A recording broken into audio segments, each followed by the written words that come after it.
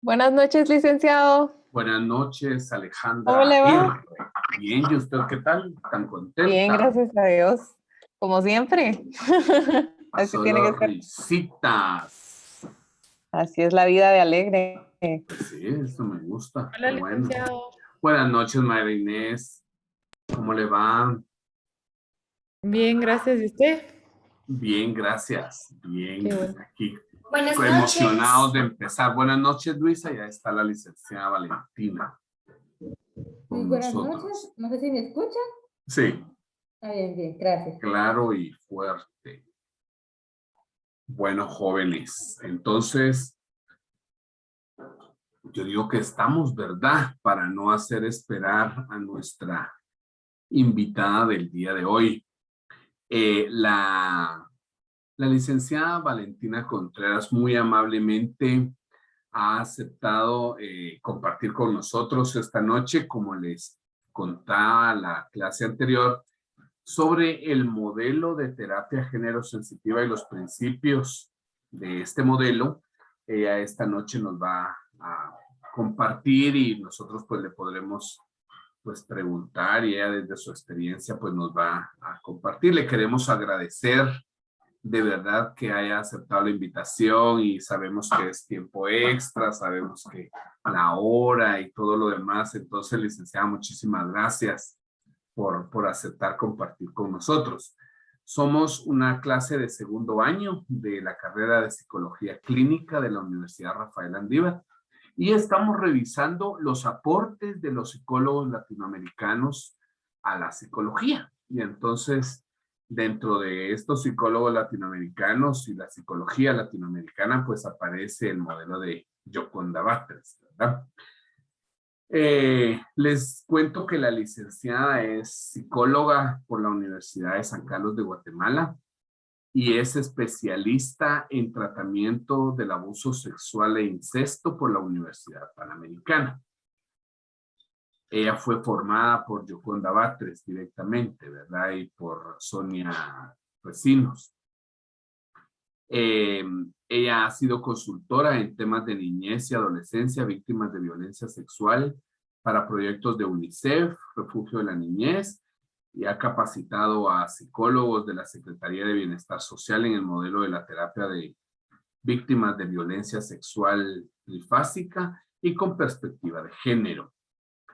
Ella brinda acompañamiento en la clínica a niñas y adolescentes y adultos víctimas de violencia sexual. Entonces es un gusto, es un gran honor tenerla hoy entre nosotros y que pues pueda compartirnos el modelo. Esta noche le damos la bienvenida a la licenciada entonces y vamos a dejarla ya entonces en el uso de la palabra.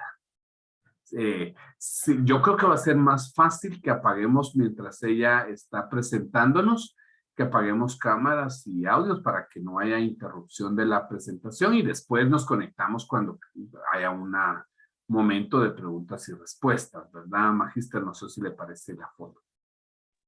Bienvenida Sí, entonces, licenciada. Muchas gracias de nuevo. sí, sí. Muchas gracias. Contarles, ¿verdad? Que agradecida de este espacio. Siempre me gusta compartir con profesionales y también con estudiantes de psicología. Y pues para mí es un honor compartir con la comunidad landivariana, ¿verdad? He compartido con otros en otros espacios, eh, con otras universidades. Y entonces, para mí es un gusto estar con ustedes hoy. Bien, vamos a hacer una lectura de este modelo en el sentido de que ustedes se lleven de qué se trata, algunos aspectos generales del modelo y la terapia, y que ustedes también puedan realizar sus preguntas. Los invito a hacer preguntas, ¿verdad? No tengan miedo a generarlas, ¿verdad? Porque se trata de que ustedes también se lleven lo mejor que se puedan llevar de esta experiencia y a lo mejor si alguno de ustedes se anima a especializarse, pues va a ser un gusto, ¿verdad? Bien, contarles, como bien ya me presentó César, soy especialista en tratamiento de abuso sexual, incesto, y pues estoy por sacar ya mis trámites de la maestría, ¿verdad? Entonces, ya soy magíster, se puede decir. Bien, entonces, contarles un poco, ella me enfermó, les voy a contar un poquito acerca de la doctora Yoconda Batres, para que ustedes conozcan su recorrido, y también algunos aspectos que ella también nos puede servir como para saber dónde está orientado el modelo, la teoría que ella formuló. Bien. La doctora Yoconda Batres tiene más de 30 años trabajando el tema de abuso sexual en incesto, pero su formación empezó como médica y cirujana, se graduó por la UNAM, ¿verdad? Y estudió psiquiatría en la Universidad de Costa Rica. Y desde su profesión de la psiquiatría, ella en su práctica empezó a identificar que muchas mujeres, muchos pacientes psiquiátricos tenían como antecedente el abuso sexual. Y se daba cuenta que en la práctica nadie preguntaba eso. Nadie lo preguntaba. Nadie preguntaba, ¿viviste algún hecho de violencia sexual? Nadie lo preguntaba dentro de la práctica psiquiátrica. Entonces empieza a dar cuenta que esto sí es importante preguntarle, y se da cuenta que muchas de ellas han sido víctimas.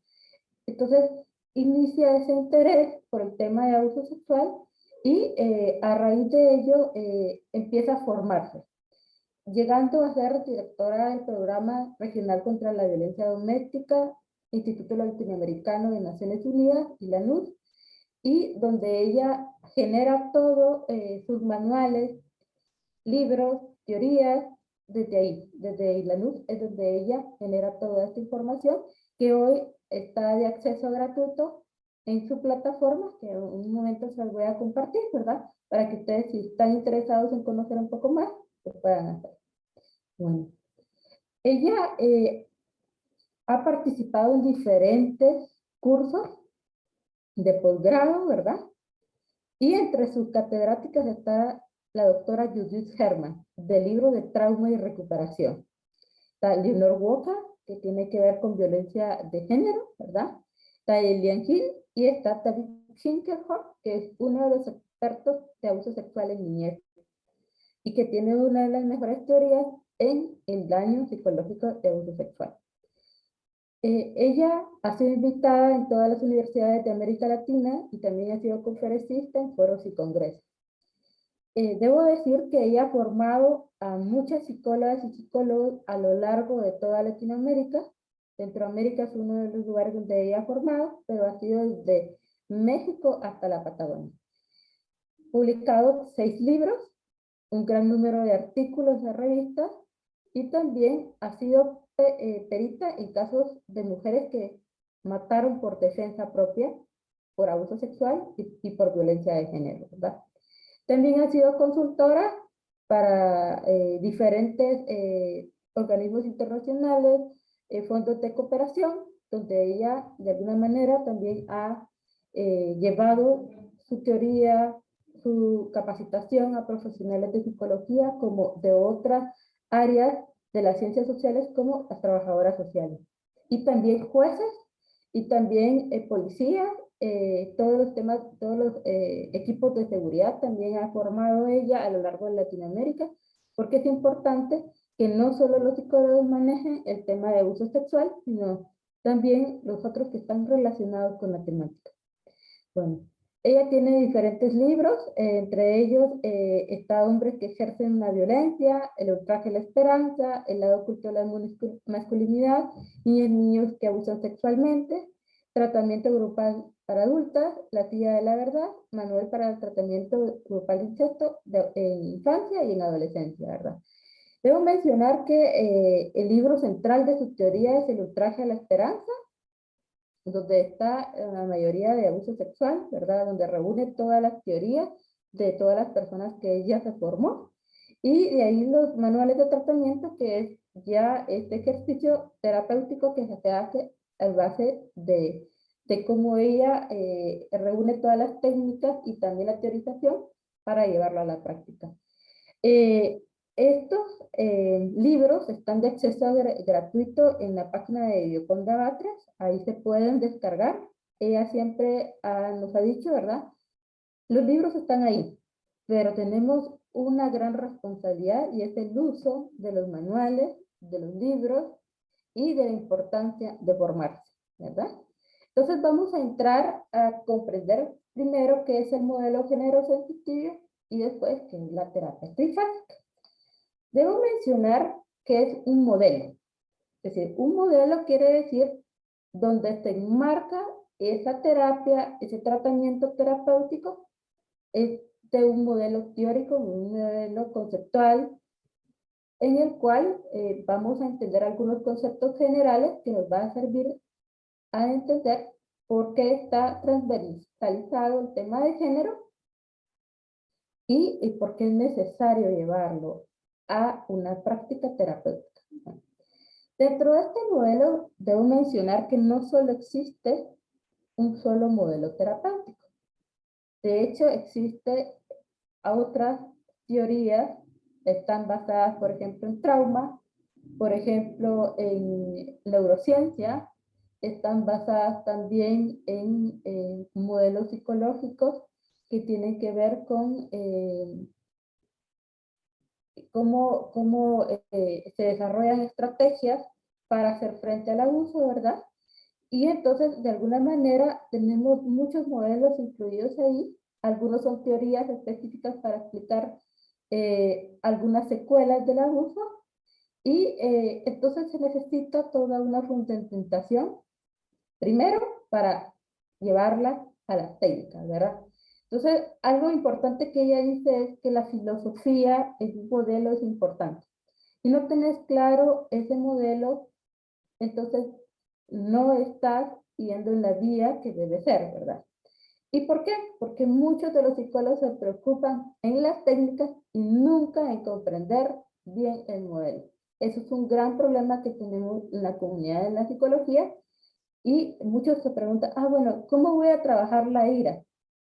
Bueno, primero tengo que tener un marco conceptual y teórico para comprender cómo trabajar. Entonces, primero que nada, este modelo se enfoca en la experiencia de la víctima y considera que la violencia es una consecuencia lógica de esa condición de ser mujer en la sociedad. ¿Qué quiere decir esto? Bueno, quiere decir que la víctima es la que va a llevar ese proceso.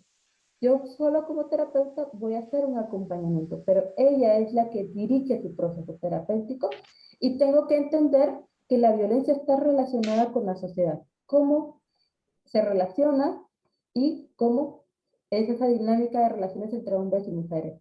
Y entonces tenemos que también tener claro que la persona que abusa es considerada la responsable del abuso, ¿verdad? De su comportamiento. Y de alguna manera la familia no es la responsable de lo que está sucediendo. Porque muchos piensan que la responsabilidad de que un niño o niña sea abusado es la mamá o la familia. No, el único culpable y responsable es el abusador. Es el que perpetra el daño y no hay otra persona responsable más que el abusador. Entonces, dentro de esta filosofía hay algo importante que debemos de tener claro. El ambiente social nos enseña un uso inapropiado del poder, ¿verdad? Y también limita que las víctimas tengan recursos basados en el género para salir de esa violencia que están viviendo, ¿verdad? Y también que es importante analizar los roles sexuales, ¿verdad? Tradicionales, los roles de poder que la sociedad nos enseña, porque la violencia está enmarcada desde ellos. Y que también tenemos que tener una terapia basada en un proceso de cambio, ¿verdad? Cómo ayudar a la víctima a generar ese cambio para manejar esas secuelas que vienen producto del abuso. Así como entender que hay factores socioculturales en el género, ¿verdad? Que también causan muchas perturbaciones a ese proceso de adaptación a la violencia, ¿verdad? Entonces, de alguna manera, como les decía, sí tiene ciertas técnicas, este modelo terapéutico, y tiene también instrumentos, pero lo importante es tener claro la teoría. Entonces, de alguna manera, el abordaje del abuso sexual suele dejar algunas lagunas. Bueno, ¿qué lagunas? Bueno, muchos modelos terapéuticos no tienen claro cuál es la etiología del abuso sexual. Y la etiología del abuso sexual es meramente social. No podemos dejarlo de enmarcar o por decirlo así, pensar que no viene su origen desde la sociedad. Y hay elementos terapéuticos como lo psicodinámico que no reconoce eso. Y eso desde el modelo de género sí se reconoce. La sociedad juega un papel importantísimo en la generación de la violencia sexual. ¿Verdad? Ahora bien, ustedes van a entender que el modelo de género sensitivo también genera un cambio de paradigma en el papel del terapeuta. Y que puede ser un psicólogo, una psicóloga, pero para ello necesita ciertas herramientas. Uno, primero tener un entrenamiento en perspectiva de género. Antes de iniciar un entrenamiento en modelo de terapia trifásica, yo recomiendo saquen algún curso en perspectiva de género. Si no tenemos esa mirada, no podemos interpelar la sociedad desde el género. Y eso puede ayudarnos a tener algunos mitos o prejuicios en relación a la violencia. También tenemos que haber trabajado el tema de poder. El tema de poder lo podemos hacer desde la terapéutica, o sea, llevar un proceso terapéutico, podemos llevarlo ahí, pero también entender cómo un terapeuta puede ejercer poder desde el ámbito clínico, desde el mismo espacio clínico de terapeuta, paciente, muchas veces ejercemos poder. Y tenemos que tener cuidado, ¿por qué? Porque ellas han sido controladas, ultrajadas y están en una posición de menos poder. Y si nosotros no trabajamos ese tema, podemos llegar a ser una posición de poder que les haga daño y de alguna manera ellas no se abran para trabajar el tema de la violencia. Tenemos que saber trabajar con el dolor, lidiar con el dolor. Las personas que trabajamos con abuso sexual escuchamos historias sumamente dolorosas, historias que no podemos imaginar de alguna manera y que sí suceden en la vida real. Entonces tenemos que tener esa capacidad, esa sensibilidad, esa empatía para entender que el dolor del otro también me puede afectar y que si me afecta, necesito un acompañamiento terapéutico. También conocer las límites y reglas que protegen a las supervivientes, ¿verdad? Durante esa relación grupal, ¿verdad? Es decir, se trabaja con límites desde el inicio de la terapia. Esto es sumamente importante, ¿verdad? Porque a ellas se les ha vulnerado sus límites y necesitamos reconstruir eso. También aceptar que el incesto y el abuso sexual contra niñas y niños es un delito. ¿Y eso por qué? Bueno, las mismas corrientes terapéuticas, algunas han negado la ocurrencia del abuso sexual en niñez y adolescencia, y entre ellas está el psicoanálisis. La teorización del psicoanálisis ha sido uno de los atrasos en la historia de la psicología para visibilizar el tema del abuso en niñez y adolescencia. Salen mitos de ahí como que los niños y niñas fantasean, cuestión que no es así. Un niño o niña no puede fantasear el tema del abuso. No, no es posible. Entonces, también reconocer que la terapia de familia y de pareja no es un enfoque apropiado para trabajar el abuso, ¿verdad? De hecho, la terapia familiar sistémica también tiene algunas cuestiones que pueden ser iatrogénicas para trabajar el tema del abuso, como el mito de que la familia tiene que permanecer unida. Y máximo cuando el agresor es el que perpetra el abuso, no puedo mantener ese mito, no puedo mantener esa unión. Eso no es posible. Entonces tenemos que validar de alguna manera el trabajo en grupo. Es una forma de resocializar todo lo que de alguna manera el patriarcado ha hecho y ha construido una vivencia traumática. Entonces el grupo yo ya puedo aprender a resocializar.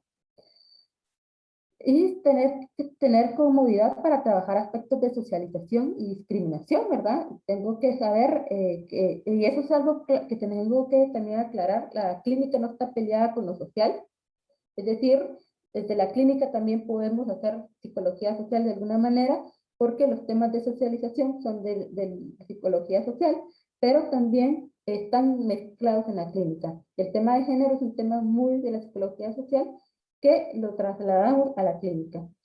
Y aceptar los valores y normas, ¿verdad? Puede ser comunicados a la clínica. ¿Eso qué quiere decir?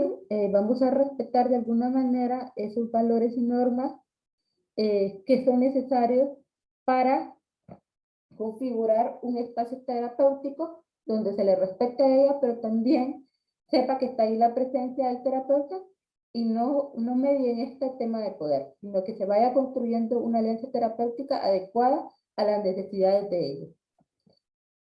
Bien, entonces comentarles, ¿verdad?, que este modelo de género sensitivo a través de la terapia trifásica se puede hacer de manera grupal, individual, pero no mixta. Cuando hablo de no mixta, quiere decir que solo se puede hacer en un grupo de mujeres o un grupo de hombres. No podemos mezclar, porque desde el género nos dice que hay una vivencia diferencial entre cómo vive el abuso sexual una mujer y cómo lo vive un hombre. Son muy diferentes las vivencias. Entonces, las técnicas grupales también se pueden aplicar en la terapia individual. Esa es una de las preguntas que generalmente hacen, pero sí se puede, ¿verdad? Claro que puede ser un poco más lento, pero la experiencia grupal te da mucha riqueza, ¿verdad? Porque tienes una víctima enfrente de otra víctima, reconociéndose mutuamente como víctimas, y que a lo largo del proceso de terapia se reconocen como sobrevivientes. Van aprendiendo cada una de la otra, ¿verdad? Entonces, como les mencionaba, la filosofía es lo importante, el marco teórico también, y sobre todo tener un entrenamiento. Si no tenemos un entrenamiento, estamos desde ahí fallando, porque el entrenamiento nos va a llenar de todo un recurso teórico y después un acompañamiento en práctica, porque la práctica también es importante supervisarla y así saber cómo acompañar. Entonces, nosotros, los que somos terapeutas ya experimentados, conocemos precisamente cuáles son los síntomas del trauma psicológico producidos por el incesto, la violencia sexual, por ejemplo, la pérdida de poder, la desconexión con los demás. Entonces, de alguna manera, esto nos ayuda a entender que no es fácil ganar la confianza de una víctima, cuesta trabajarla y para ello necesito trabajar ciertas tareas para lograr esa alianza terapéutica y también saberlo de alguna manera que lo que se hace en terapia grupal se puede replicar en terapia individual. Entonces sí recomiendo para muchos que quieran formarse en ello, tener experiencias grupales. Las experiencias grupales nos dan mucha riqueza para cuando ya trabajemos casos individuales. Y otro elemento importante es que la experta en su recuperación siempre va a ser la sobreviviente. Yo como terapeuta solo voy a ser guía, pero la experta en cómo se vive esa violencia sexual es la sobreviviente. Entonces nosotros solo vamos a promover la adquisición de ese poder, el control de la vida de pacientes, por decirlo así. Ellas han perdido el control sobre la vida. De hecho, algunas de ellas no pueden conocer sus propias cualidades, sus propias habilidades y mucho menos generar un proyecto de vida. Entonces tratamos de buscar esa recuperación. Y entender que por más simetrías que intentemos establecer como terapeuta-paciente, siempre va a haber una dinámica de poder. Y podemos ejercer un sometimiento si no sabemos cómo sobrellevar esa alianza terapéutica, o también entender que esas personas han sido sometidas a tratos autoritarios, incluso sádicos, y por eso es importante recuperar ese control, ¿verdad? Que ellas puedan recuperar ese control. Y los terapeutas deben de cuidarse de no ser prepotentes, ni usar esa supremacía de forma inadecuada, y también saber que ustedes son solo una herramienta para ese proceso de curación y sanación. Son solo una herramienta. Bueno, ahora vamos a entrar un poco a la terapia. Ahora que hablamos del modelo, de lo que debe ser un terapeuta, de lo que se espera de un terapeuta, les voy a aclarar una cosa. Una cosa es el modelo género sensitivo y otra es la terapia.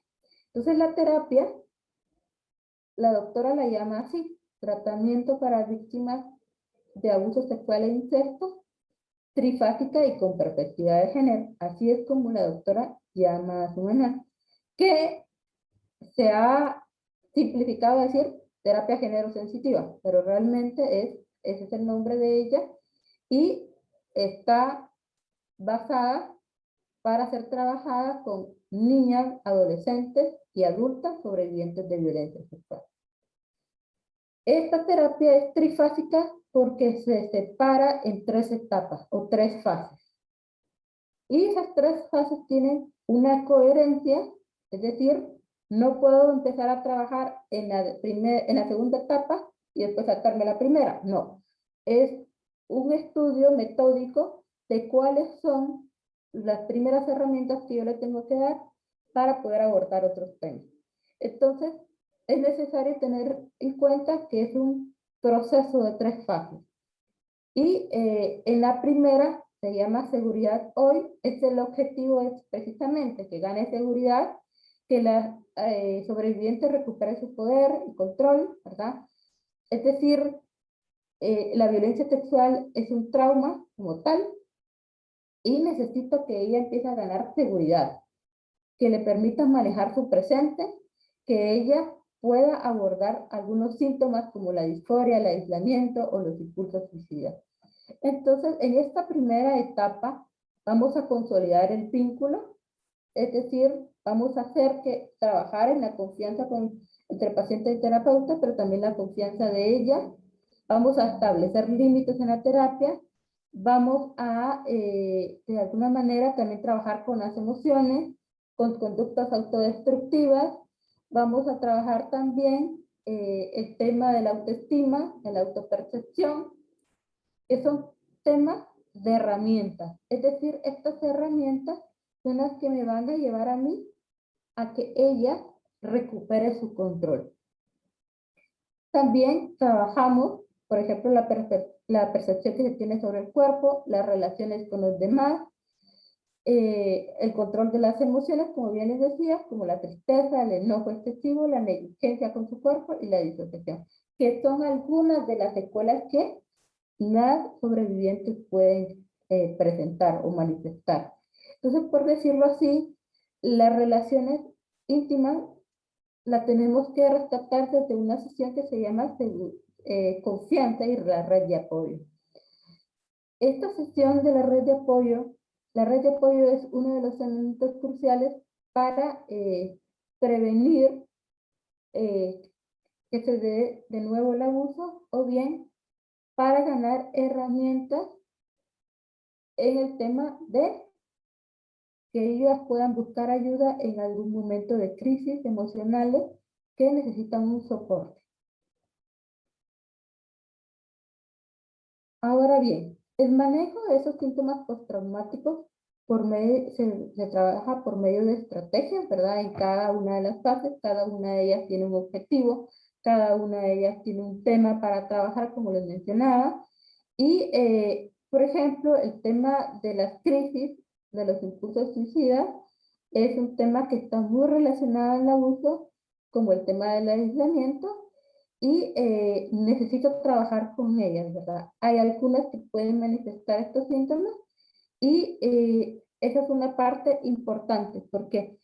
¿Por qué es importante eso, verdad? Porque si yo no trato de que ella empiece a tener herramientas para manejar las emociones, yo no puedo trabajar elementos traumáticos como la historia de abuso. Como ustedes se dan cuenta, en esta primera fase yo no estoy abordando el tema de la historia de abuso, sino darle herramientas.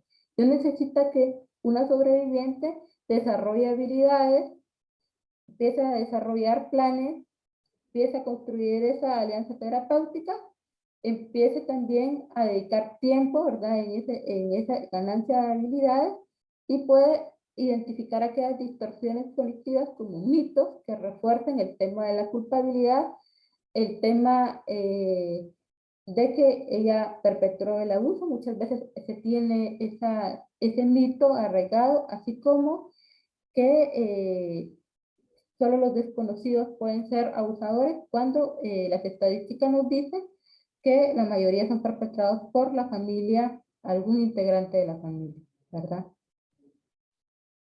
Bien. Ahora, cuando ya hemos ganado habilidades, ya entro en la segunda etapa, que es la de recuerdo y duelo. Y ustedes se dieron cuenta, en una de las presentaciones anteriores decía disociación. Bueno, desde la teoría del trauma nos dice esto. Cuando ustedes se levantan todas las mañanas, se lavan los dientes. Y bueno, su cerebro ya es como una biblioteca que sabe, bueno, cómo lavarse los dientes cada vez que se levantan en la mañana, cómo lo hacen, ya sea que jalen la pasta desde abajo, se laven los dientes de alguna determinada manera, eso ya lo tiene procesado su cerebro. Pero ante un evento de violencia sexual que es altamente negativo, que es altamente peligroso, la información no puede ser metida en alguna biblioteca del cerebro. Se queda como pequeñas lagunas de memoria, ¿verdad? Como pequeños pedazos de memoria, recuerdo, que no pueden ser integrados, porque hay una disociación en estos tres elementos: pensamientos, emociones y el cuerpo. Entonces, ustedes podrán escuchar algunos relatos de víctimas donde dicen, es que no sé qué emoción ponerle, y te cuentan toda la historia de abuso. O bien, algunas te pueden decir, es que no siento mi cuerpo, no sé qué siente mi cuerpo con respecto a eso, ¿verdad? No hay ninguna sensación corporal, y es porque la disociación es uno de los mecanismos de defensa muy presentes en el abuso. Y lo que se trata ya en esta segunda fase es de integrar toda la memoria traumática. Y hay una amnesia, ¿verdad?, de este recuerdo que hace difícil procesar esa información. Entonces necesitamos reconstruir esa historia traumática. Pero yo no lo puedo hacer en la primera fase porque no tengo habilidades y porque eso va a ser más traumatizante para una víctima. Entonces necesito darle recursos para que cuando ella ya tenga estos recursos, ella precisamente pueda decir, ya estoy lista para narrar mi historia de abuso. Ya puedo nombrar emociones, ya puedo identificar una crisis, ya puedo decir, tengo una red de confianza en la que yo puedo buscar ayuda cuando me sienta mal, cuando esté viviendo alguna secuela, y cuando llego a esta segunda etapa, pues van emergiendo memorias traumáticas que me pueden ayudar a reconstruir mi historia. De hecho, algunas sobrevivientes solo te pueden decir algunas veces, yo solo recuerdo que esta persona me hacía esto, pero no recuerdo en qué tiempo fue, cuántos años tenía, no recuerdo qué ropa tenía, porque eso es lo que sucede en la memoria traumática. Hay muchos vacíos en esa memoria y yo no la puedo narrar. No la puedo narrar, y en esta fase reconstruimos desde lo que emerge de la memoria y le damos un nombre. Entonces, los estudios rigurosos sobre el trauma han podido determinar que el recuerdo del acontecimiento traumático es capaz de tener el resto de su vida psíquica. ¿Qué quiere decir eso? Que las personas que son sobrevivientes generalmente viven con memorias que se vuelven en flashbacks, en pensamientos intrusivos que generalmente causan mucho malestar y que muchas veces pueden emerger como sueños, y incluso algunas de ellas pueden decir, es que esto es un sueño, esto no es real, ¿verdad? Pero se vuelven muy presentes y algunas ya las conectan con síntomas corporales. En algunas dicen, por ejemplo, es que no sé qué me pasa, quisiera entender qué me pasa, y es así como van reconociendo el tema del abuso. Es muy diversa la vivencia, como se puede verbalizar el abuso. Incluso hay personas que no recuerdan el abuso como tal, pero sí pueden manifestar secuelas que son directamente relacionadas con un abuso. Entonces, esta tiranía del pasado interfiere con la mayoría de sus capacidades. La persona se concentra selectivamente en buscar recordatorios del pasado. Empiezan a emerger y eso causa mucho malestar. Y el acontecimiento traumático se constituye una idea fija que no puede eliminar. Hay un mito, y es el mito de olvida lo que te pasó, y eso no es posible. Es decir, esa memoria traumática, lo que hacemos es ayudarla a manejar, a que ya no cause dolor, a que la persona la pueda narrar sin sentir dolor. Y construimos primero una memoria narrativa y donde le damos importancia a todas esas memorias intrusivas, a esas percepciones aterrorizantes, a esas preocupaciones obsesivas, experiencias somáticas. Por ejemplo, hay algunas personas que pueden tener experiencias somáticas como me duele la cabeza constantemente, o algunas personas que dicen, no, yo no puedo llorar, mi cuerpo no puede llorar. Y algunas percepciones aterrorizantes se refiere, por ejemplo, pueden haber desencadenantes de esa memoria traumática como olores, como sensaciones, como visiones, cosas así que generalmente no son confusas, ¿verdad? Pero eso se trata en esta segunda fase de generar una memoria narrativa. Y claramente puede emerger pensamientos suicidas, porque por eso mismo tenemos que trabajar en herramientas para trabajar esos pensamientos suicidas, porque a mayor malestar puede haber un pensamiento suicida. Y claramente esta memoria se puede reconstruir de forma verbal o escrita, e incluso se pueden explorar esos sentimientos de una manera en la que la persona lo decida narrar como ella quiere. De hecho, puede ser incluso a través de un dibujo, se puede hacer así. Lo importante es que se le permita, o ella misma se permita narrarlo.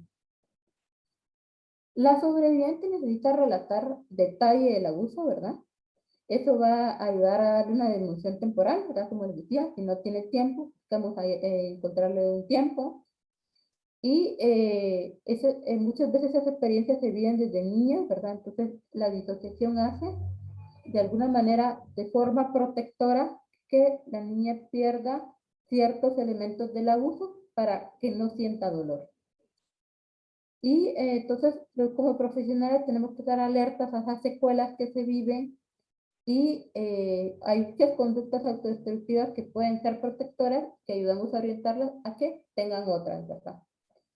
Y de alguna manera, pues en esta fase la finalizamos cuando ella ya cuenta su historia y ya puede ver al futuro. Trabajamos también como temas como la ira, el enojo, y lo dirigimos hacia quien debe ir, hacia el agresor. Entonces, eso es importantísimo, trabajar la ira hacia el agresor, porque si no, esta memoria traumática también sigue molestando. Y cuando ya hemos trabajado esta segunda fase, vamos a ver que muchas de la sintomatología o las secuelas empiezan a desaparecer. Empiezan a regularse por el sueño, algunos sentimientos se regulan, ella empieza a manejar sus crisis y evidentemente hay una mejoría. Hay también defensas adaptativas, ¿verdad? De la infancia que se convierten ahora en grandes obstáculos, ¿verdad? Entonces, por ejemplo, aprendemos a enseñarle a reconocer sus estados disociativos, esa identidad fragmentada, ¿verdad? Tanto el no poder reconocer su cuerpo en algunas sobrevivientes o sus emociones, entonces ella lo va integrando, ¿verdad? Y la culpa la dirigimos hacia quien debe ser, ¿verdad? Ella empieza a darle un significado a esa memoria traumática, a entender aquellas creencias relacionadas al abuso, como el tema del secreto. El tema del secreto es una de las cuestiones que está dentro del abuso, en muchas ocasiones de forma verbal. El abusador dice, guarda esto como un secreto, no se lo cuentes a nadie. Y entonces el poder verbalizar una historia de abuso es romper básicamente con el secreto.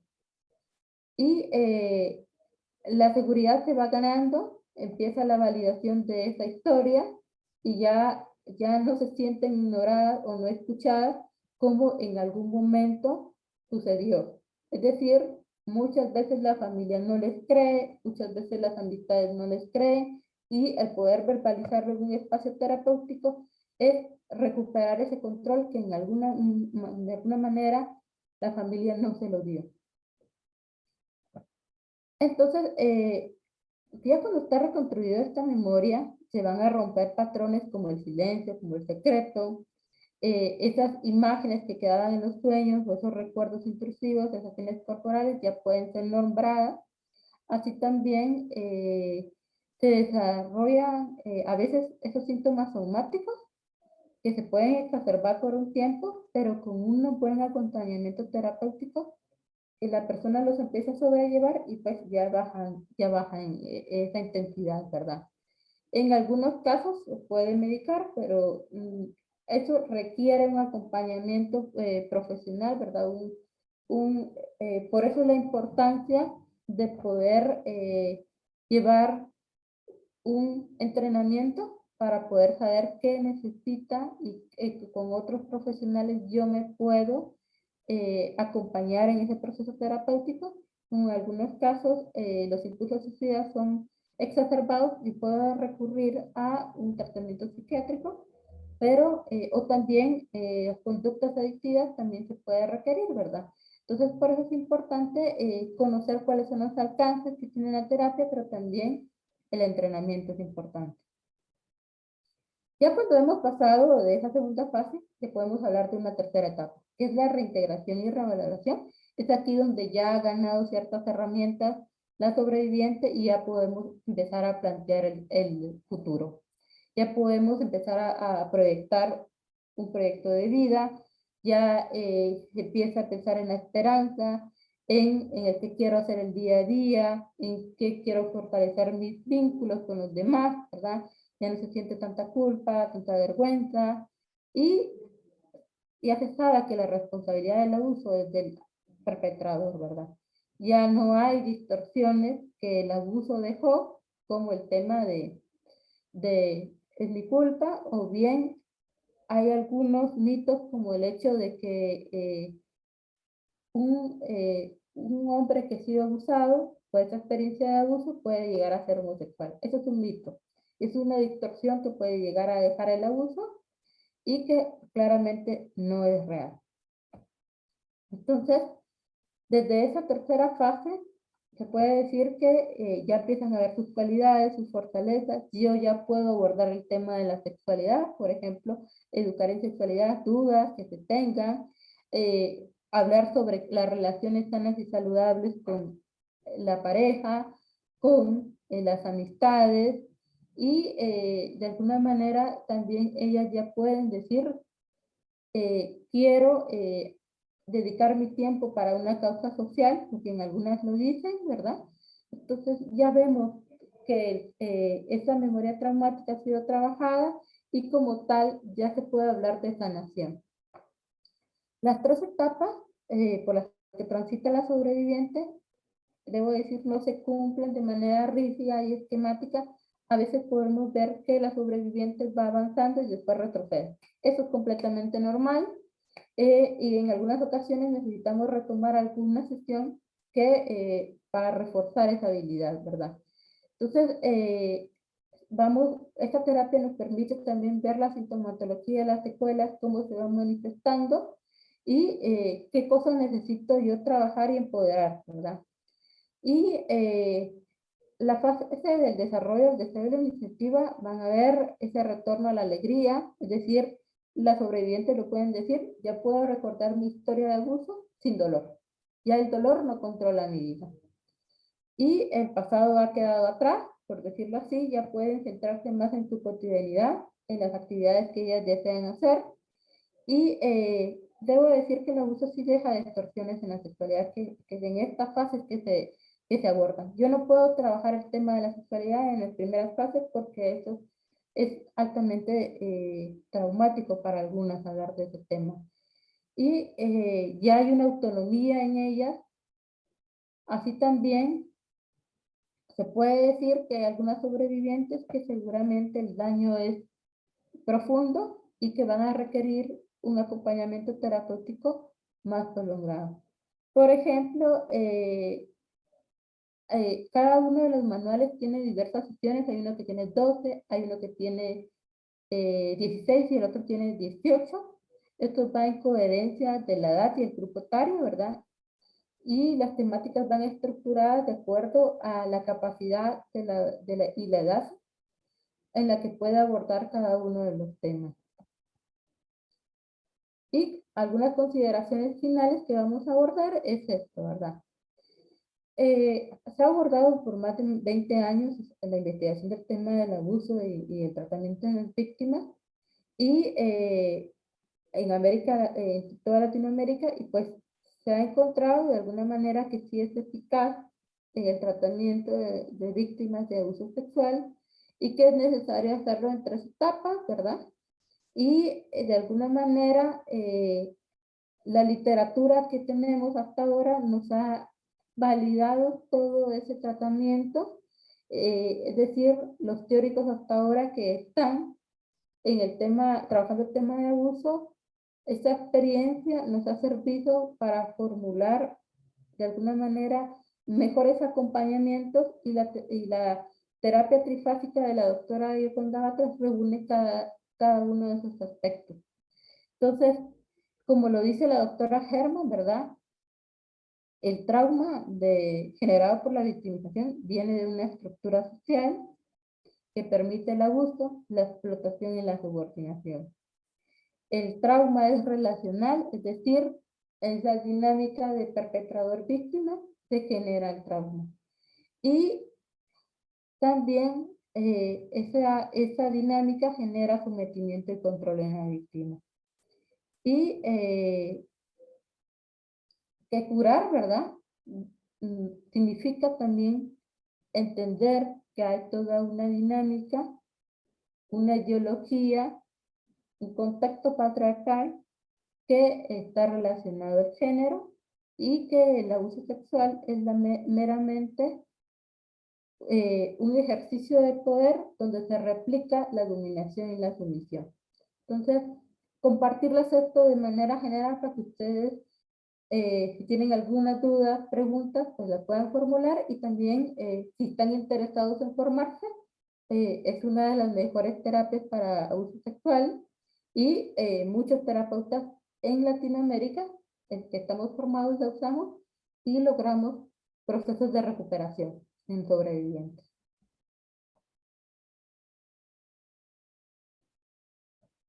Bien, si tienen alguna duda o algún comentario, algo que les haya surgido, algo que les haya parecido interesante, con gusto yo estoy para escucharlo y escucharlo.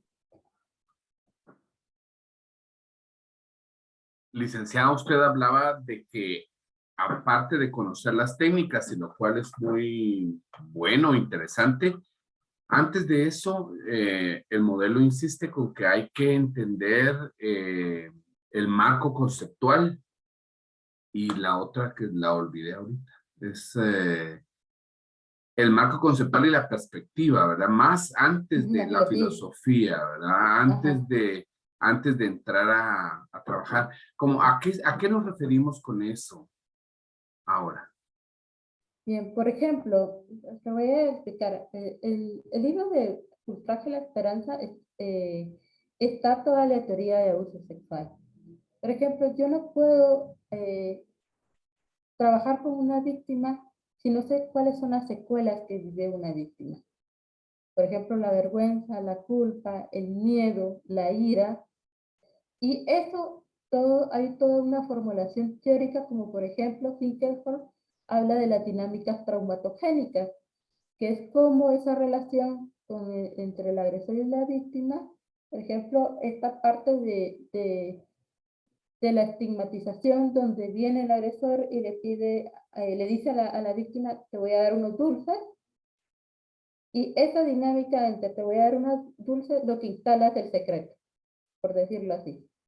Y también se instala la culpa. Entonces, son teorías que nos permiten entender cómo se estructura el abuso en la víctima, y también cómo se viven las secuelas. Entonces, no podemos partir de la nada, necesitamos partir de algo, ¿verdad? Y la filosofía es entender que el género está transversalizado en el tema del abuso. Y entonces yo no puedo anular el tema de género para abordar el tema del abuso, ¿verdad? Ujú. Ok. María Inés. Sí tengo una pregunta. ¿Este tratamiento o sea, se utiliza únicamente para el abuso sexual o también para el abuso psicológico? O sea, cuando es un abuso que solo, o sea, no lo toca, pero sí, o sea, abusa de su... Bien, bien. Es una gran pregunta la que tú haces. Mira, desde la terapia de abuso sexual de la doctora, lo que se reconoce es esto.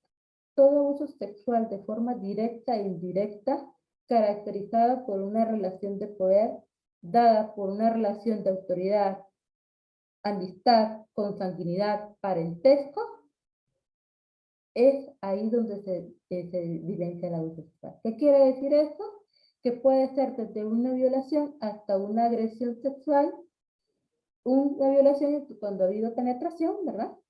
Y una agresión sexual puede incluir de tocamiento, ver pornografía, por ejemplo, exposición a un órgano sexual, peticiones de inadecuadas sexuales, ¿verdad? Entonces sí se puede trabajar. Desde la teoría le llamamos abuso sexual a todo eso. Desde la legislación le llamamos violencia sexual. Gracias. A ver, Alejandra Aguirre tiene una pregunta. Comentario y pregunta. Creo que usted dijo una parte súper importante donde la víctima puede ya contar su historia sin necesidad de llorar y sin necesidad de que pues sufra, ¿verdad? Yo no me acuerdo si ya lo mencioné en alguna clase, pero yo fui víctima de abuso sexual, psicológico, físico, de mis 6 años, 5 años a tal vez a los 9, 11, yo no recuerdo. Y era todo castigo y todos me pegaban y abuso psicológico, ¿verdad? Y yo nunca he pasado por una terapia como la que usted nos introdujo hoy, ¿verdad? Y para mí es un tema súper sensible, porque al inicio no me creyó nadie eh, y no sentía culpa por las razones normales, sino yo sentía culpa porque, no sé, como que yo tenía la culpa de que a mí me habían violado, ¿verdad? Y que yo tenía la culpa de que mis papás no me creyeran porque yo era mentirosa, porque así me metían cosas en la cabeza, porque el estilo de crianza fue bastante militar, ¿verdad? Em, yo no he pasado por un proceso de terapia. Hubo un momento donde yo lo olvidé, yo lo recordé tal vez a mis 16, 17 años de la nada y jamás lo traté, ¿verdad? Entonces, cuando yo lo conté a mis padres ya de grande, les peló. Perdón por la expresión y vocabulario, ¿verdad? Pero no le pusieron importancia y sus palabras fueron, eso fue hace mucho tiempo, superalo ya, ¿verdad? Porque yo ya tengo actualmente 22 años, ¿verdad? Y he pasado por mucho más. Entonces, gracias, Natalie. Bien. Em, Primero agradecerte a ti. Creo que todavía tienes algo para decir. no, era Va, otra pregunta, pero va. Dale, dile y después te complemento. Creo que te quedo dar tu espacio. ok. ¿Cómo yo puedo tratar con esto si yo no lo he tratado conmigo, verdad?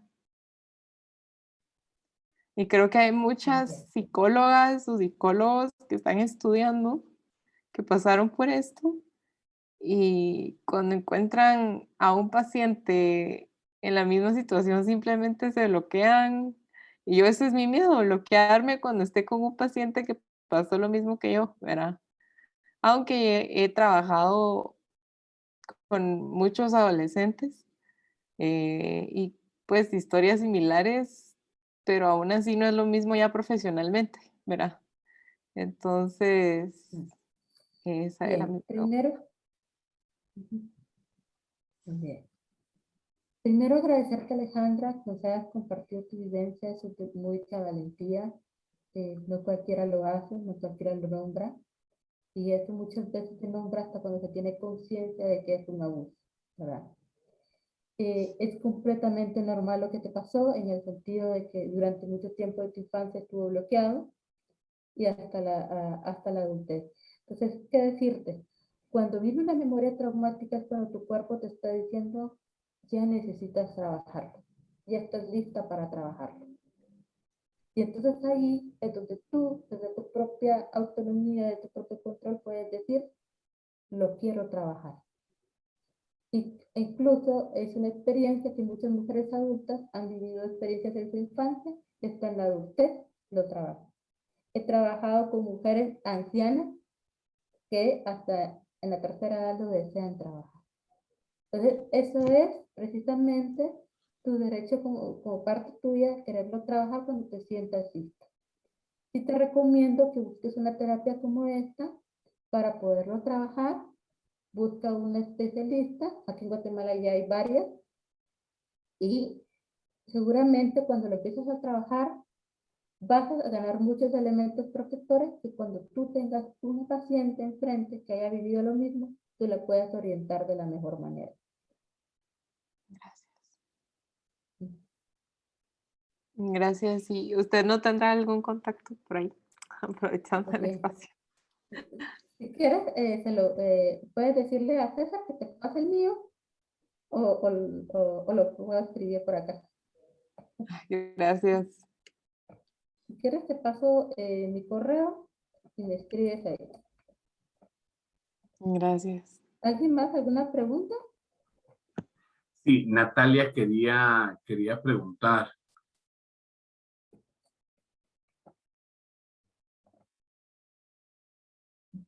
Natalia. Gracias, licenciado.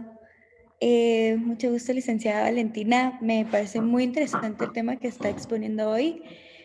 Yo lo que quería aportar es de que pues me siento bastante satisfecha de que cada vez como sociedad y como psicólogos se busca tener más información del abuso sexual, de cómo tratarlo, lo frecuente que llega a pasar. Me impacta mucho, la verdad, que en las estadísticas 1 de cada 3 mujeres va a sufrir abuso sexual alguna vez en su vida. Y eso es tan tabú cuando lo pensamos, para no ir tan lejos en la sociedad guatemalteca, que es bastante conservativa, ¿verdad? Yo creo que a veces son como secretos a voces o no se escucha mucho, no sé si porque no sucede o porque la gente prefiere no contar. Y me parece muy bien al final de que nos ahondemos en este tema que es tan como lo que no se habla, lo que incomoda, lo que al final sí es importante ponerle atención. Y hay una serie que se acaba de estrenar en HBO Max que ganó el mejor guión en los Emmys. Y es de una escritora eh, que es adulta, ¿verdad? Y está escribiendo la segunda temporada. Eso le pasó en la vida real a ella. Cuando va a un bar, la drogan y la violan. Y ella le está viendo bien en su carrera y todo, pero cuenta cómo le cambió la vida para siempre. Y en la serie, pues sí enseñan que le dieron un buen seguimiento a su caso, que ella fue a las autoridades a reportar inmediatamente para que le hicieran los exámenes, porque al final legalmente te pudiera ayudar a encontrar quién fue tu abusador. Y uno ser, o sea, la víctima ser tan valiente de tomar esas decisiones va a permitir que eventualmente puedan parar este tipo de personas, ¿verdad? Pero sin concientizar a la gente de cómo actuar o enseñar de esto está mal, se para desde ahí que este tipo de personas no le pueden causar más daño a los demás, ¿verdad? Después. Y no sé, se me hace muy triste que también es muy frecuente en el hogar, entonces que por ser incesto, o sea, viene y pone como más obstáculos y más obstáculos para que la víctima reciba apoyo o se dé cuenta de que esa normalidad no es lo normal, ¿verdad? Porque hay niños que están de crecer con que eso es normal, entonces ya después de grandes es como que si lo cuentan con alguien ya les dicen como, mira, eso no es. Y ha de pegar muy duro, ¿verdad? Porque eso es adulto y te das cuenta de todo ese daño que te pudieron llegar a hacer y no sé, yo creo que sí es bastante importante de que cada vez podamos enriquecernos más, de qué terapias pueden ser las más óptimas para poder ayudar a que estas personas tengan un desarrollo normal, que puedan volver a confiar en ellos, en la gente, porque pueden desarrollar otro tipo de trastornos que, como dice, van a poder tener impulsos suicidas. Y me parece muy triste que por alguien querer ejercer el poder, las otras personas, solo su vida cambia para siempre, ¿verdad? Entonces, pues eso quería comentar, que me parece algo bastante enriquecedor y me alegra que cada vez podemos concientizar más para prevenir que estas situaciones se den en el futuro, ¿verdad? Natalia, tú dices dos cosas importantes. Una es esto.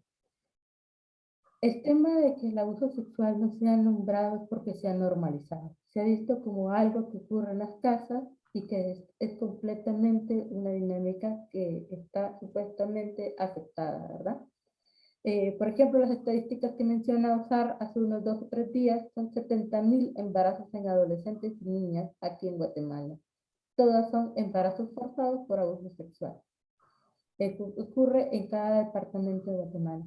Pero otra cosa que es importante y de que tú decías, sí se pueden desarrollar trastornos. Por ejemplo, el trastorno de estrés postraumático está relacionado al abuso. Pero ¿qué encontramos? Que en el manual de DSM-5, tanto como en el CIE-10, no está vinculado al abuso sexual. Entonces, necesitamos, desde los profesionales y toda la teorización que hay, es recuperar que la sintomatología puede estar vinculada al abuso sexual. Un impulso suicida puede estar relacionado al abuso sexual, como una ira, como un problema de disfunción sexual puede estar ahí, o también el tema de la vergüenza y otras secuelas más que se viven, como la estigmatización. Entonces, por eso es importante entrenarse, porque no vas a encontrar un test que te diga esa persona vivió abuso sexual. Lo vas a encontrar desde la teoría, formándote, que te dé todas esas herramientas para identificar un abuso. Perfecto, muchas gracias, licenciada. Astrid, Sí, gracias. Bueno, la mía es como, no sé, es una pregunta bastante específica, porque se me hace un tema bastante como mencionado hoy en día, que es las relaciones sexuales que empiezan, por ejemplo, o sea, están iniciadas por el hombre y tal vez la mujer se encuentra dormida, ¿verdad? Porque creo que aquí hay un tema, bueno, puede llegar a ser contradictorio, puede llegar a ser controversial, que es hasta dónde la perspectiva de la víctima influye. Porque, por ejemplo, esta Pepita, y Pepita a nivel social, pues reconoce y sabe de que tal vez, pues, tuvo que haber parte de consentimiento, digamos, al momento de empezar esta relación sexual cuando ella estaba dormida, pero tal vez ella no lo quiere tomar como abuso, porque pues es su pareja, ¿verdad? Entonces, ¿cómo la va a abusar sexualmente? Especialmente si estaba dormida, lo ve como algo normal o, por ejemplo, inclusive la persona puede llegar a manipularlo y hacerle ver como que eso es algo bonito, ¿verdad? Que hay que despertar así, ¿va? ¿Hasta dónde entonces influye realmente la perspectiva de cómo se llama? Desde la víctima o si en sí es como conceptualmente abuso, ¿verdad? Porque creo que es algo como conflictivo, no sé si me doy a entender, porque es como, bueno, es la pareja y todo, y la persona lo ve como normal, pero, ajá, o sea, igual está dormida, entonces es un tema de consentimiento, o sea, se toma o no se toma como abuso sexual, se trata, Bien, bien. porque no se está en negación, ¿verdad? Entonces, Bien. Mira, el tema del abuso es súper complejo, categorizarlo, pero simple y sencillamente, por ejemplo, la definición de la doctora nos aporta algo. Puede haber contacto, puede no haber contacto, pero la relación en la que nos da es en relación de poder. Una relación de noviazgo hay confianza. Y se pueden vulnerar la confianza, incluyendo teniendo relaciones sin consentimiento. Es decir, puedo consentirlo, pero si mi cuerpo me está diciendo, me siento incómoda, me siento mal con ese tocamiento, desde ahí mi cuerpo está reconociendo que eso no está bien. Y tengo que aprenderlo a decir a decir no quiero este contacto, sino desde ahí puede ser un abuso. Puede ser un abuso, ¿verdad? Entonces, algo importante desde la prevención del abuso es aprender a conocer nuestros límites corporales, físicos y emocionales, y la incomodidad es una de las primeras cosas que los niños y niñas te refieren. Yo no me sentía cómoda, sentía rara, sentía algo en el estómago, y desde ahí van teniendo conciencia de que esa conducta no estaba bien, ¿verdad? Entonces, también tenemos que desmitificar que los abusos solo se dan con desconocidos. Al contrario, se pueden dar en una relación de noviazgo, de pareja, incluso de amistad, ¿verdad? Entonces, las relaciones por decirlo así, la relación puede ser parte de esa dinámica de abuso, donde gané tu confianza y traicioné tu confianza para acercarme a ti y vulnerarte. Ujú. Ahora, yo quisiera opinar sobre esto que decía Astrid, de si damos por sentado que porque hay una relación, tiene derecho quien sea a vulnerarte o a hacer, porque hasta parece romántico. Pero creo que estamos en el punto de que no es no, aunque sea tu pareja, aunque sea tu esposo, porque sí, ese es un mito, ¿verdad? De que creemos que el esposo no viola, el novio no viola. Es lo que decía la licenciada ahora. Cuando tú no estás cómoda y dices no, es no. Ujú. Y punto, ¿verdad? Eso es así.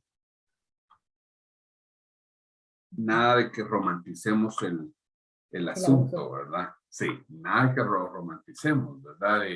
Pues si te obligan a tener relaciones y tú dijiste que no, eso es una transgresión. Porque lo primero que tendría que haber dicho es, ¿quieres tener relaciones sexuales? ¿Te sientes bien? Ahí hay el consentimiento. Sí, debe haber consentimiento de todas partes, ¿verdad? Bueno, ¿quién más quiere preguntar algo a la licenciada? Comentar. Samuel. Buenas noches, licenciada. Yo tenía dos preguntas. La primera es, digamos, ¿este tratamiento se puede aplicar, digamos, al abuso sexual de un niño o de un varón? Y la segunda Sí. sería, si es el caso, ¿hay alguna diferencia, digamos, en los síntomas o en las reacciones en el hombre que en la mujer o son los mismos? Bien, bien. Fíjate que en el tema del abuso sexual en hombres hay ciertas secuelas que se viven más. Por ejemplo, la culpabilidad, mucha vergüenza con el tema de la sexualidad, pero son diferenciadas, por ejemplo, en que, por decirlo así, eh, la agresividad es una de las secuelas que se marca en el abuso sexual de los hombres, y hay mucha ira, ¿verdad? Pero socialmente, desde el género, a los hombres se les ha enseñado que no pueden expresar sus emociones. Entonces, para ellos es mucho más difícil expresarlo sin nombrarlo. Otro de los mitos que se tiene dentro de la vivencia de los hombres es de que si me usó un hombre, ahora mi sexualidad se trastoca, mi identidad sexual se trastoca y yo puedo ser homosexual. Es un mito, no es real, es decir, el abuso sexual no tiene nada que ver con identidad de género o identidad sexual. Al contrario, lo que genera es una confusión en mi sexualidad, porque la identidad de género es un tema que tiene que ver con la identidad, no con el abuso. Entonces, sí podemos ver algunas variaciones, y el tema de la socialización. El tema de socialización es otro tema importante, ¿verdad? Porque la realidad es que son denunciados los abusos sexuales en mujeres, pero los de los hombres no. Cuando hay un abuso sexual con un niño, generalmente se calla y desde ahí se silencia. Entonces, ¿cómo es posible que un hombre no sea defendido? Hay muchos mitos ahí relacionados a esto, y por esa razón se hace la diferencia, ¿verdad? Entonces, se trata de recuperar desde la vivencia, desde que un hombre sí se puede defender, ¿verdad? Pero desde el trauma se da 3 vivencias, por ejemplo. Puedo quedarme congelado, puedo quedarme en huida o intentar atacar. Pero generalmente a la violencia, generalmente te quedas congelado. Y del congelado es la disociación precisamente. Entonces, esas reacciones son completamente desde el cerebro y que, aunque seas hombre, tú no vas a actuar bajo defensa como la sociedad te lo impone, sino como desde tu cerebro en relación al trauma. Gracias.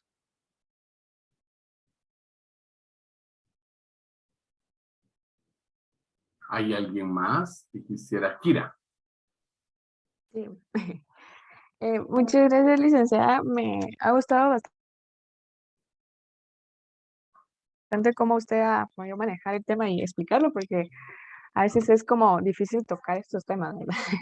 Pero yo quisiera saber, como por ejemplo, esa terapia, esta no es la misma que se le aplica, por ejemplo, a los que son abusadores. No. O sea, se utiliza otra, ¿verdad? ¿Y cómo sería como esa terapia? Porque también imagino que ellos suelen callarlo, o sea, no es algo que hablen así como con alguien, es algo que también se callan, ¿verdad? Bien. Es Mm. interesante tu pregunta porque una de las secuelas del abuso es el abuso sexual reactivo. ¿Qué quiere decir? Que yo puedo tener una conducta autodestructiva de dañar al otro mediante tocamientos. Y los niños pueden reflejar estas secuelas y después convertirse de alguna manera en abusadores. Pero el tema es acá, que es importante una terapia entre más temprana y más cercana al abuso que se dé la terapia, mayor manejo de las secuelas voy a tener. Claro, que se ha estudiado y hay estudios que evidencian que el tema de ser agresor sexual está más relacionado a las creencias erróneas que tenemos sobre la sexualidad y las mujeres, donde se mira a la mujer como objeto y como posesión. Entonces, muchas veces un agresor sexual no tiene una historia de abuso. Es la construcción social que ha tenido, por ejemplo, desde la pornografía se enseña que las mujeres son objetos. Entonces, eso es importante identificarlo, pero desde la terapia para abusadores, que también la doctora tiene un manual para ellos, sobre todo para niños, la teoría nos dice que podemos abordar con agresores sexuales hasta 12 o 16 años. Después ya no, ya están instaladas esas creencias y es muy difícil rehabilitar a un agresor. Entonces, en la infancia y en la adolescencia, inicios de la adolescencia, todavía se puede trabajar con ellos y necesitas trabajar primero desde el establecimiento de los límites, donde la familia es importante recurso para que le enseñen a ese niño o niña a entender cuáles son los límites de las otras personas. Y luego ya abordamos la historia de abuso. Porque esas conductas inadecuadas las tengo que parar de alguna manera, dándole recursos para que comprenda que esas conductas son inadecuadas. Entonces, sí se puede abordar en niñez y adolescencia, en adultos es sumamente complejo porque ya están instaladas esas creencias. Muchas gracias. Bien. Muy bien. ¿Habría alguien más que quiera preguntar algo o agregar algo? Stephanie Falabella. Sí, buenas noches. Perdón que no encienda la cámara, pero es que mi internet no como que se me traba bastante. Pero mi duda era, si en dado caso ya se está llevando un abordaje terapéutico con la paciente, pero sigue en contacto y vive con su agresor por decisión propia. Bueno, ya en contexto, yo hace unos años conocí a una persona en un viaje y había sido abusada por su padrastro, pero como su mamá había pasado por muchas situaciones, ella sabía que estaba siendo feliz, ¿verdad? Con su padrastro, por lo cual decidió ir a terapia excusándose con otras cosas para explicarle a su mamá, pero decidió quedarse ahí y vivir ahí, uno, porque era menor de edad, y segundo, para no decirle a la mamá y no pasar para no herirla, ¿verdad? Ya que se encontraba tal vez en su momento más feliz, pero ¿cómo sería ahí el papel del psicólogo sabiendo de que se está tratando de sanar algo y permitirle, como había dicho usted, de que llegara a un punto en el que pueda contar sin sentir dolor, ¿verdad? O que no la lastimara más bien. Entonces, ¿cómo sería ahí el papel de uno en la terapia? Bien, es una de las preguntas muy interesantes que acabas de plantear, pero desde nosotros desde la terapia de abuso sabemos que yo no puedo iniciar una terapia de abuso si vives con tu agresor. Esa es una de las reglas y normas principales. ¿Por qué? Porque solo la presencia del abusador genera un impacto en la víctima y es evocadora de memorias traumáticas. Entonces, como estrategia protectora, yo tengo que alejar a la víctima del agresor. Solo desde ahí puedo empezar una terapia. Y segundo, porque desde lo legal necesito alejar al agresor, ¿verdad? Claramente, porque esto es un riesgo de volver otra vez a ser abusada o agredida sexualmente. Entonces, yo como terapeuta tengo una gran responsabilidad sobre una sobreviviente de darle todas las herramientas protectoras y una de ellas es eso. Que incluso me ha tocado trabajar con familias y decirles, yo no puedo que su hija esté en relación con el agresor. Y uno de los mitos que sostiene esto es de que si una niña, niño, adolescente verbaliza el abuso, se va a destruir la familia. Y la desintegración familiar es producto del abuso, no de la niña ni el niño. Porque desde que el abusador eligió perpetrar el abuso, desde ahí la familia ya está dañada. Entonces, por decirlo así, no recomiendo iniciar una terapia de abuso si está el agresor. Esto es totalmente traumático y es una situación desde la terapéutica iatrogénica. Que muchas gracias. Creo que estamos todos muy sobrepasados, ¿verdad? Con el modelo, muy entusiasmados de conocer el trabajo que ustedes hacen. Y yo creo que no hay preguntas o comentarios. No, ¿verdad? Entonces le voy a dejar la palabra a alguien. Tiene allí la palabra. Puede compartir, por favor.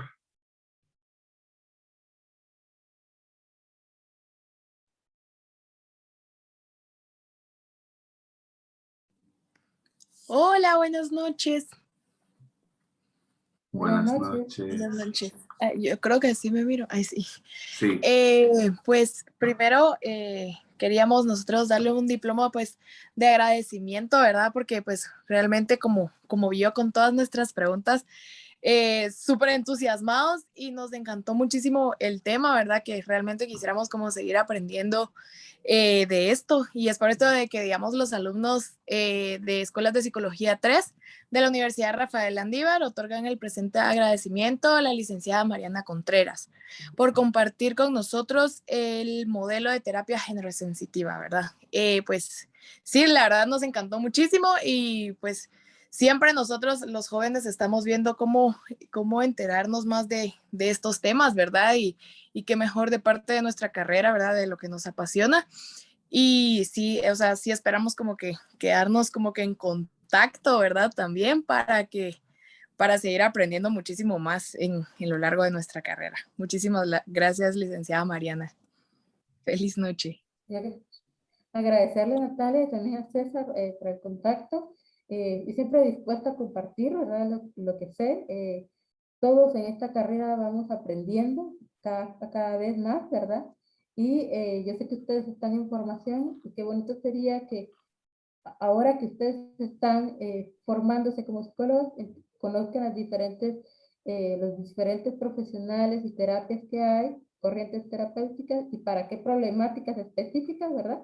Para que ustedes puedan el día de mañana ya convertirse en terapeutas el camino del psicólogo es seguirse formando continuamente y a lo mejor aquí van a haber muy buenos terapeutas en materia de abuso, ¿verdad? Podría haber, ¿verdad? Invitarles a todos, a cada uno, que ya se quieran profesionalizar en alguna problemática de otro tipo, lo hagan, ¿verdad? Porque así como ustedes van a ganar más herramientas para poder ayudar a esas personas que ustedes desean acompañar. La psicología es una carrera hermosísima, hermosísima, pero también hay mucha responsabilidad para entrenarse. Bueno, entonces de nuevo muchísimas gracias, licenciada, gracias por compartir sus conocimientos y su experiencia con nosotros. Estamos muy agradecidos por habernos dado este tiempo. Muchas gracias. Gracias a todos también por escucharme atentamente y a las preguntas que hicieron también, que fueron para mí gusto escucharlas y escucharlos, ¿verdad? Porque también así ustedes resuelven sus dudas. Ok, muchas gracias de nuevo. Mucho éxito profesional para usted. Nosotros vamos a ir ahorita al chat y vamos a escribir presente para que quede registrada la asistencia. Muchas gracias, Lee, que estamos en comunicación entonces. Gracias de nuevo. Muchas gracias. Nos vemos. Que tenga buena noche, Lee. Gracias. Buenas noches. Bueno, nosotros nos veremos el día jueves aquí para continuar con el tema. ¿Estamos? Si ya escribió, entonces les deseo buena noche. Que Gracias. descansen, jóvenes. Hasta el Gracias, jueves. licenciada. Gracias. Buenas Feliz noches. Gracias, Feliz Lick. noche, Feliz noche. licenciado. Feliz noche, Lick. Gracias. Buenas noches.